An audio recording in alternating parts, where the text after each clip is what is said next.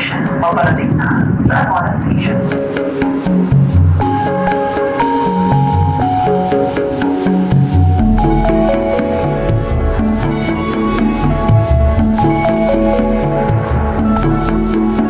Try natin yung bacon flavored chicken siomai nila. Puro siomai na yung kinakain natin ngayon. Bawat station kasi may siomai.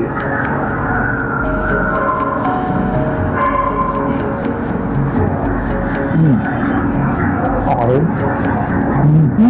Based dun sa isang siomai na kinain ko, ito medyo may pagka creamy yung texture niya sa loob. Maybe it's because of the bacon. Mas dry yung loob niya. Pero buong-buo yung texture ng bacon niya ng chicken sa loob. Pero pag puro siomai pala kinain mo, no? Mabubusog ka talaga kahit wala ng kanin-kanin. This is 50 pesos, 4 pieces siya. Pero ganun pa man, yung mga siomai nila ngayon, since mahal, mas malaki siya. Yung combo niya ate, yung may rice ko. Combo po siya may combination. Okay po. Pagka may rice ate, magkano po? 65. 65. So parang 15 pesos yung rice nila.